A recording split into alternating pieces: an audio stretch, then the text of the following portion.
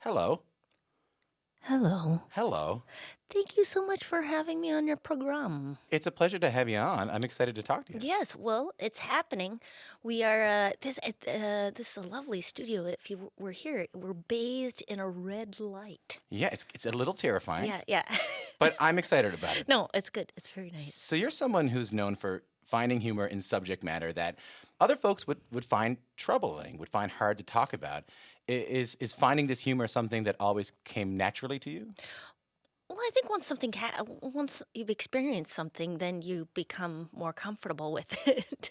The people who work in hospitals feel more comfortable, talking about exploding sebaceous cysts, and with a chuckle and a guffaw.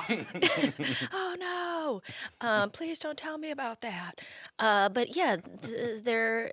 Once you've already, I mean, there's I'm sure people who have had breast cancer or something, have more of a sense of humor about chemotherapy than your average Joe. Is there value to joking about these really dark things?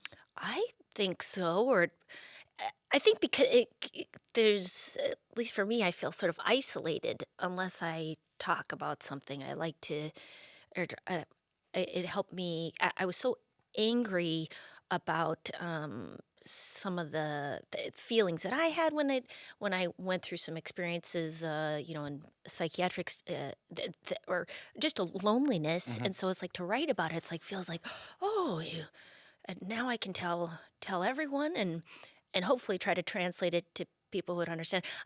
I get it when people are not interested in hearing about dark subjects. Right. I get it. I would like to watch Say Yes to the Dress Atlanta to the end of time. I have run out of genocide documentaries on Netflix, and that is possible, by the way.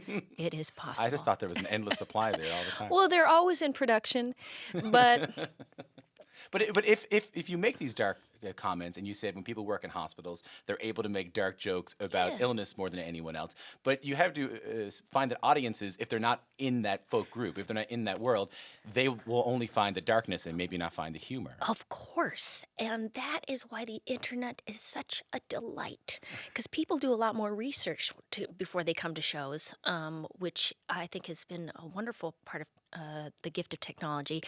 Because I think it used to be more of a Russian roulette when you went to a comedy show. Oh, we're going to be having some comedy. And then, oh, guess what? You don't find what I find funny. And I was just in an Uber X last night with my driver and a gentleman driver. And he was saying that he finds John Travolta so funny. John Travolta? He was saying John Travolta, who is the father of Angelina Jolie. We're getting a lot of facts Hold mixed up. on here. But you know what? The great thing about that conversation was that what he was trying to tell me was that it doesn't matter. Entertainment is about the least important thing in the world. And yeah, Do you feel that way? I think so. Yeah? Yeah. Why is that? Well, isn't there something about we're running out of water? Right. Isn't that something that seems? I mean, of course, you can laugh about that while we're wandering around with a stick trying to find a well. But I think I think it's important to laugh. That it is good to laugh about stuff, but also there are genuinely important things uh, to be taking some sort of action on. Sure. I don't know if I'm doing that, so maybe I should stop talking like a Unitarian minister. And whoa, Well, the Unitarian ministers just dropped out. I'll tell you that much. They're gone. And that was a big part of the rating slice. They're out. Maria, if you don't mind me asking, yes, you're someone again who has been really open, speaking about your experience yes, with mental illness. yes. If you don't mind me asking, how are you doing now? I'm very good. You know what has been a delight about finding the right cocktail of medications? I had been a person who I didn't want to go on mood stabilizers. I was fine with saying I was depressed, but I was not fine with saying that I was bipolar for whatever reason. It's very odd because there's tons of mental illness in my family. I had some deep prejudice against it. My mom has had manic episodes. She called the Pope, and which I love Mania in that it's all in the She realm. called the Pope? Yes, I mean she didn't get through, Right. but she got a Monsignor on the horn, and that's pretty. That's pretty good. Hold on. She called the Vatican to get in Yes. touch with the Pope. Yeah, because well, and meaning it's all in the realm of possibility. It's like Right. always like, oh, well, that is somebody should give him a jingle jangle. And then she called my manager saying that I was in terrible danger, which also is somewhat true. Aren't we all? Aren't we all? Yeah. Los Angeles, a city of guns, and so yeah, but I had a hard time. But the great thing about medication, I had no idea what people were talking about for most of my life. When somebody said, "Oh, it's going to be really fun," like whenever somebody said, "It's going to be fun," I say, "Oh, you mean just a fresh set of discomforts? You know, like a new horror. You know, like, oh, we're going to go skiing. It's going to be fun." You mean it's going to be bad. It's going to be terrible, but it's going to be unique in its in its horribleness.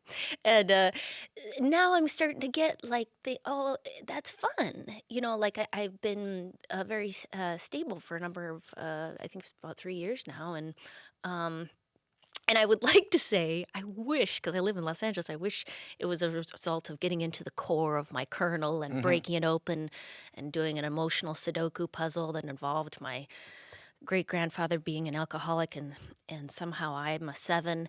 But it turns out it is just 750 milligrams of Depakote. That's all I needed, and I'm good.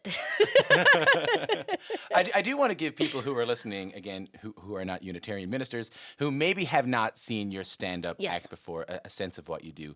I do have a clip from your latest comedy record, Oh, Ask God. Me About My New God. Have a listen. Is anyone thinking of suicide? Oh! Don't do it. Not the season for it. Late fall. Late fall. Yeah. Don't do it. People be so mad at you if you do that.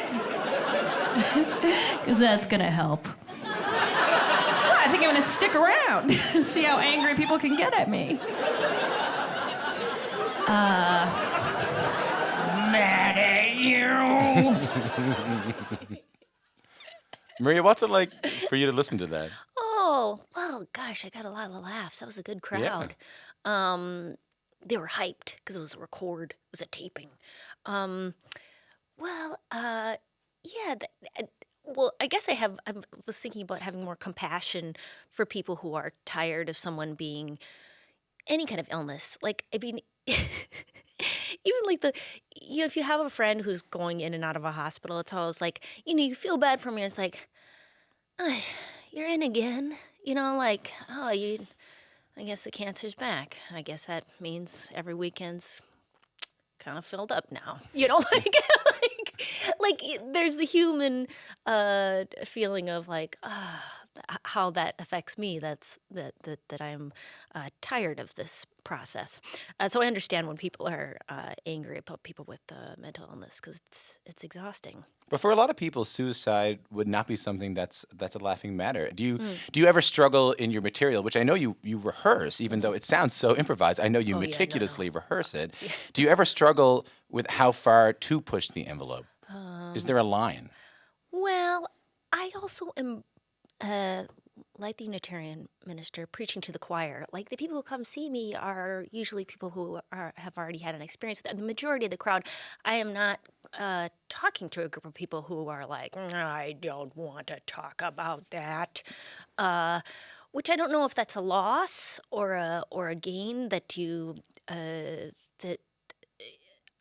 I tend to avoid crowds who wouldn't want to hear it because I feel like, well, I understand it.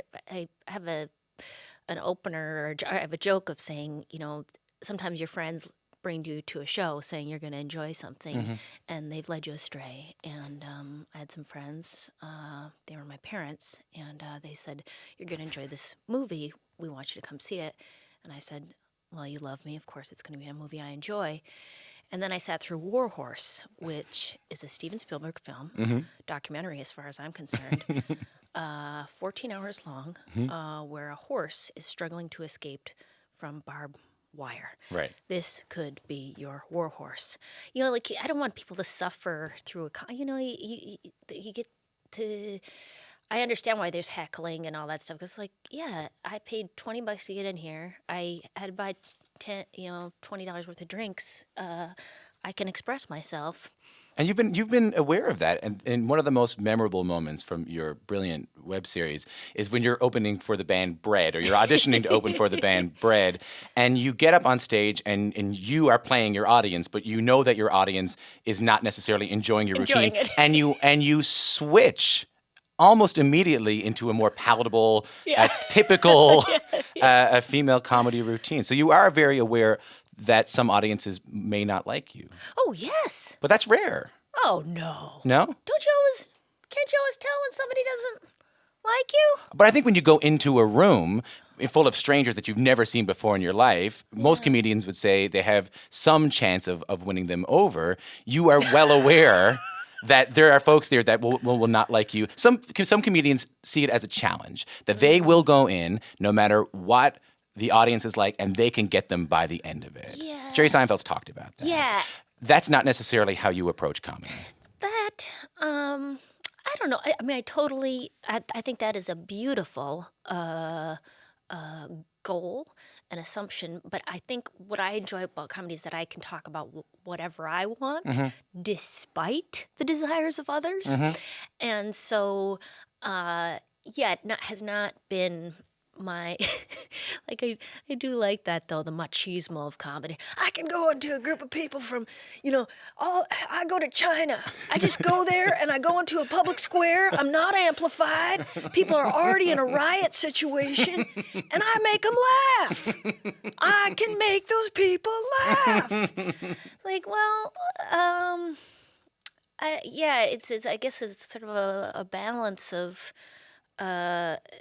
because, I mean, you see how it goes in Facebook. It's like, I'm going to change somebody's mind about this issue. It's like, no, they're either going to like it or not like it. And it's okay. It's okay to sit in quiet, nonviolent protest at a show. Right. But that brings me to my next question, is that sometimes it goes beyond laughter or it doesn't. When you're joking about mental illness, Yes. when you're joking about suicide, what's your mission? Are you just simply trying to make people laugh? No, I think for myself, it's all very selfish. I would like to make it okay to ask for help in a major way, like in an embarrassing way, to go. I felt like, and this is my own experience, that going into a hospital where I could not hurt myself saved my life. Like I felt like, and it also took off the responsibility of all these people sort of having to watch me. But that was something I didn't want to do. I said, well, I'm going to kill myself, but I'm not insane. I'm not going to go into a, just like there was some. So like, I guess that's why I want to talk about it, so that, it is a serious topic, and I felt like I had plans to kill myself, and I didn't. On some level, I didn't want to do that to friends and family, but that I understand the impetus to do it, because when every moment is unbearable, and psychically, physically, when people have physical illnesses, and there is no hope in sight. There is no, and especially if your brain is telling you that there's no hope in sight, then I get it, wanting to leave early, because it is truly. I mean, I don't know if you've ever been very ill in a mental way. If mental illness is much more than just a depression, or I've had suicidal ideation before, where it's like, oh, I fantasize just leaving. But when it's every moment is kind of unacceptable, and you cannot get yourself out of it, and there's no relief. I just think yeah, that people need to know that maybe there is hope, and I understand why people commit suicide, at least from my point of view. Of course, I don't know why anybody does it, from their point of view, but I know that from my point of view, I was like, oh wow, this has been so bad for so long, and I'm done, So, yeah, so I guess the one thing that did save me was going into the hospital, and so I had no access to any of the items. It's funny you mentioned, and you just mentioned that it's your brain telling you to do these things. Yeah, yeah. And a journalist who recently profiled you for the New York Times Magazine wrote that sometimes you talk about your brain as something that is somehow separate from the rest of you, as, quote, an entity not entirely in your command. Yeah. Is that the way it feels? Oh, I think that's true, and I think I found where when I've gotten very sick, I had no self, and I don't know how to explain it, but there's just nothing there, just nothing there, and maybe my friends would come see me and stuff, but I just could not, when you feel there's something that is you, and yeah, it was weird, there's just nothing there. I mean, I think there's been some beautiful writing about it, Darkness Visible, by William Styron, Madness by Maria Hornbacher, and then Kay Redfield Jameson, and I'm of course forgetting the name of that book, but that's a huge. It's a classic in the literature. So yeah, I'm not really putting it into poetic words, but But that's yeah. interesting that would fuel so much art. That's so much creation has happened due to as they would have called it in those days, madness. But now mental Yeah. illness. Do you see your own mental illness that has something that has made it harder for you to do your own work, or is it something that's fueled it? No, I mean, everything's a gift. Everything's it's just a real gift. And my sister's a life coach, and Right. really that's what it comes down to is But you do feel you want to make the maybe the best of yeah, why not take or that's what I always admire in artists, where it's the less you have, the better.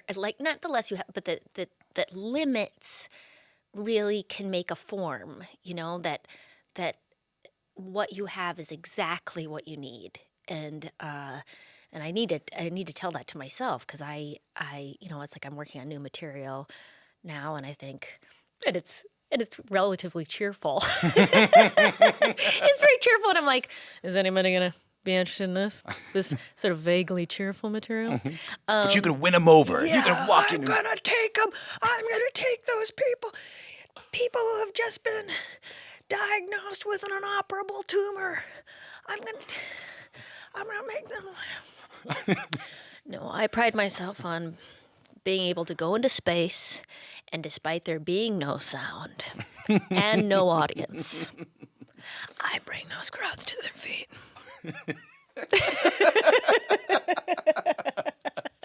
Maria, one thing I find particularly interesting about the stories behind your shows is that, so after you're done, typically most comedians would just have a few people outside, either wanting to buy them a drink or maybe sign a few autographs.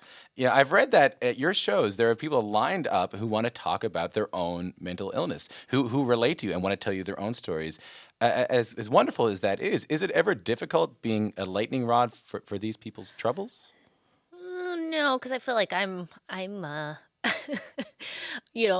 always wanted to hear, that other people are doing better, or what they're doing and it's a reminder of, okay, i- it's always, because I think at least there's an American mythology of, and then you're whatever it is, and then you triumph and you never fall short again.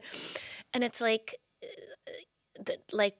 or at least that, maybe that's my own narrative, that you can't have any struggles, or once you write the one definitive, that you don't get you don't have any weakness again. And so it's nice to remind myself, like, hey, these people are doing it. They're out. They're wearing a squid hat and got it together to come to a show.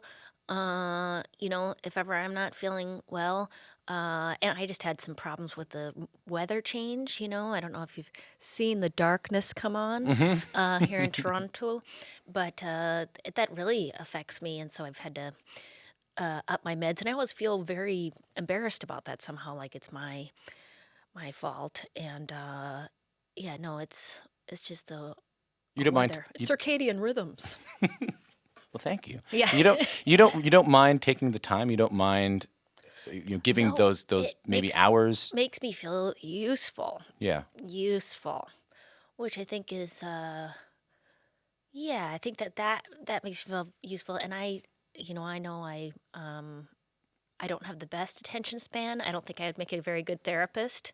Uh, yeah, let's move on to the next part when I get to talk.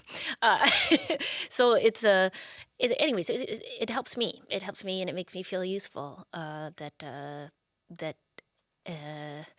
I think sometimes I've heard that other artists like, well, if I don't get to do this job, like right now, I think there's a comedy boom that I feel like I am riding some weird crest of that I'm delighted with, and but if it should completely fall off, what it is like to do, then then it'll be okay. It'll be okay that's there's always that I can be useful in some other way, and and I think talking to people off their shows or just knowing that I just even listening is a skill set that I have in my job toolkit.